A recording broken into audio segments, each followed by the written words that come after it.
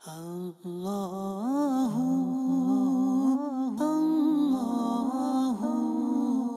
کل دیکھنے میں اور سننے میں آتا ہے کہ اس طرح کی کچھ چیزیں موبائل پر بھی پوسٹ آ جاتی ہیں کہ لوگ اب کس موت میت پر یا اس طرح کی چیزوں پر موم بتیاں جلا رہے ہوتے ہیں، اور وہ پتہ چلا ہے کہ بہت سارے لوگ کسی جگہ جمع ہو کر موم بتیاں جلاتے ہیں۔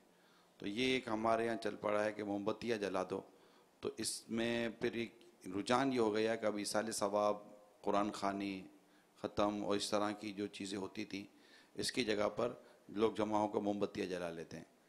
تو یہ موم بتیاں جلانے کا جو رجحان ہے یہ ہمارا طریقہ کار میں نہیں ہے، لہذا تمام عاشقان رسول کو چاہیے کہ ان چیزوں سے باہر آئیں کہ یہ کسی کی موت میت یا کس طرح کے کسی واقعے پر کسی کی یاد میں یہ موم بتیاں جلانا، تو یہ اس کو نہ اس کو مترائج کیا جائے۔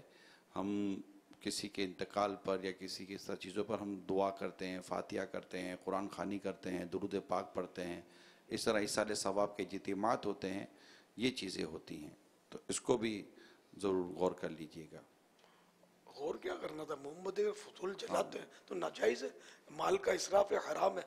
اور اگر کفار کی نقالی ہے تو اور دوہری مصیبت آئی کہ ان کی مشابہت غیر مسلموں کی نقالی ہوئی، تو یہ تو بالکل، یہ تو فوری طور پر اسے توبہ کرنی ضروری ہے اور اس کو بالکل ختم کریں، اس کی بالکل حوصلہ افزائی نہ کریں، حوصلہ شکنی کریں۔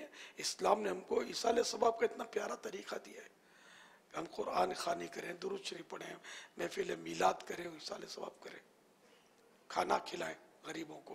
تو یہ موت میت پر بلا وجہ جو موم بتیاں جلائی جا رہی ہیں یہ ناجائز ہے، گناہ ہے، اس سے ثواب نہیں پہنچتا میت کو، نہ میت کا کوئی فائدہ ہے نہ زندوں کا کوئی فائدہ ہے۔ موم بتی جلائی جاتی ہے اندھیرا دور کرنے کے لیے،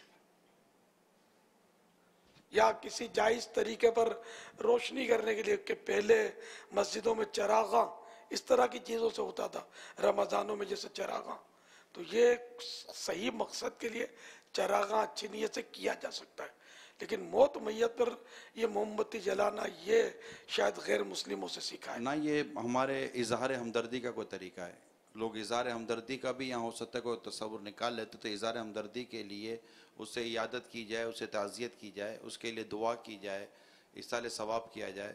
موم بتی جلا کر کوئی اظہار ہمدردی نہیں کیا جاتا، یہ بھی یاد رکھیے گا۔ اب خدا جانے موم بتیاں بیچنے والوں نے کوئی یہ چکر چلایا ہے، اللہ موم بہتر بتیاں جانتا ہے۔ بکے، خدا بہتر جانے کیا ترکیب ہے، تو تعجب ہے۔ اللہ تعالیٰ توفیق دے، عقل سلیم عطا فرمائے۔ واللہ تعالیٰ اعلم ورسولہ اعلم، عز و جل و صلی اللہ تعالیٰ علیہ وآلہ وسلم۔ صلو علی الحبیب صلی اللہ تعالیٰ علی محمد۔